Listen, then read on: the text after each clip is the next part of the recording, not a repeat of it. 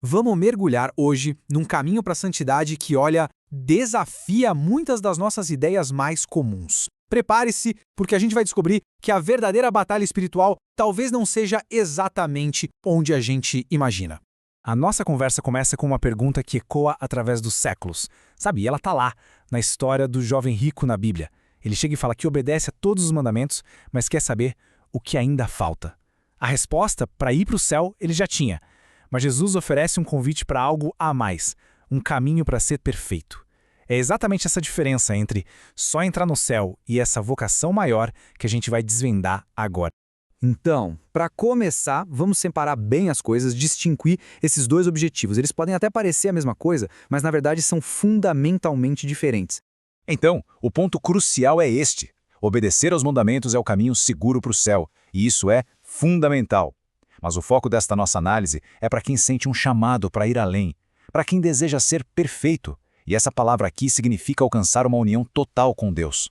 É um caminho muito mais profundo, sabe? Muito mais exigente e que nos leva a um campo de batalha bem inesperado. E agora, agora a gente chega no coração da questão. A verdadeira luta espiritual, aquela que realmente importa, não acontece onde a maioria de nós aprendeu a olhar. Pensa um pouco naquelas coisas que a gente normalmente associa à santidade. Deixar de ir a festas, parar de falar palavrão, talvez se afastar de certos amigos ou hábitos. Essas ações, essa purificação da carne, são super importantes. Elas são ponto de partida. Mas são exatamente isso, o começo. E acredite, comparando com o que vem depois, essa é a parte mais simples do percurso. E esse slide, nossa, ele deixa essa diferença gritante. O verdadeiro desafio não está nas ações de fora, aquelas que todo mundo pode ver. Ele está na purificação do espírito, nos pecados que são internos, sutis, escondidos. É uma batalha silenciosa, travada bem aqui dentro, onde ninguém mais está vendo. E isso nos joga direto na próxima etapa. Uma fase que é crucial e muitas vezes super mal compreendida na vida espiritual. É aqui que a fé é testada no seu nível mais profundo. Essa frase define o território. Uma fé madura não se apoia em sentimentos, em arrepios, em visões ou consolações. Não mesmo. Ela opera no escuro. É um caminho que a gente percorre quase que de olhos fechados, confiando em quem nos guia, e não no que a gente consegue enxergar pelo caminho. São João da Cruz descreve isso com uma analogia que é assim, belíssima. No comecinho da caminhada, Deus nos trata como uma mãe trata o seu bebê. Ele nos dá colo, consolo, a gente sente a presença dele de uma forma super intensa, um fervor que alimenta a alma. É o que ele chama de leite espiritual, sabe? Fácil de digerir. E aqui vem a parte difícil, mas que é absolutamente necessária. Com cuidado infinito, a mãe coloca o bebê no chão. Não é por abandono, muito pelo contrário, é por amor. É para que a criança desenvolva os próprios músculos e aprenda a andar. Da mesmíssima forma, Deus, para o nosso crescimento, retira esses sentimentos de consolo.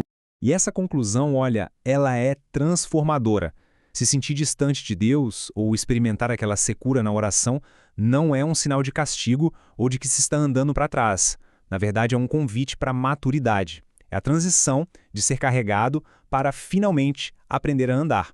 E é nessa escuridão, quando os sentimentos vão embora, que os verdadeiros inimigos da alma são, enfim, revelados. Pronto, chegamos ao clímax da nossa análise. Agora, vamos dar nome a esses inimigos internos, esses pecados que se escondem não na carne, mas lá no fundo do espírito. Aqui estão eles, os 7 pecados capitais. Mas numa manifestação muito mais sutil. Eles são espirituais porque não aparecem necessariamente em ações óbvias, externas. Pelo contrário, eles corrompem a nossa vida interior, a nossa relação com Deus, justamente na busca pela santidade. Vamos olhar cada um deles bem de pertinho.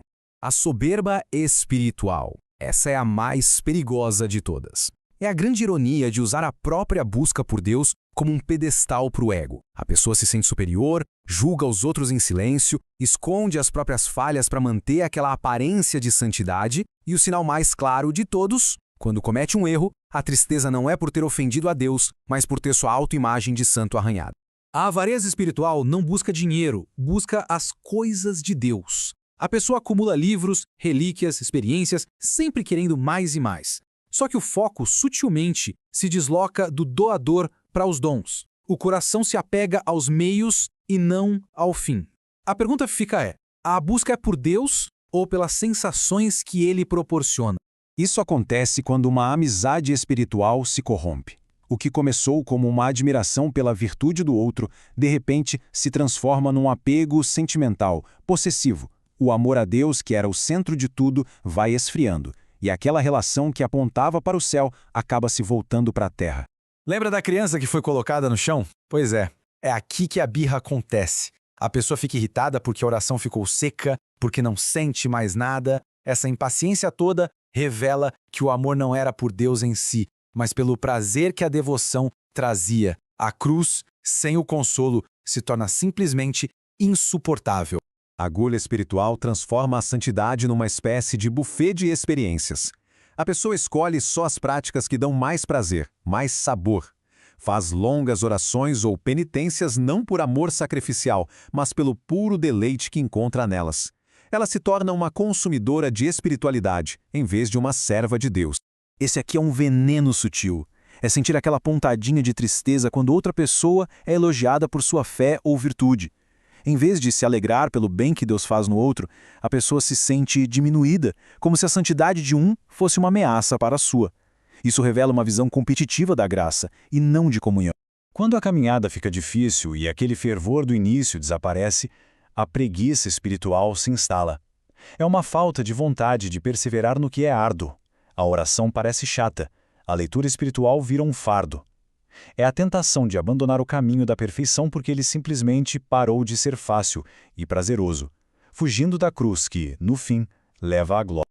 Então tá, depois de encarar esses inimigos internos todos, qual é a solução, o antídoto para todos esses pecados do espírito? É surpreendentemente simples e, ao mesmo tempo, a coisa mais difícil de todas.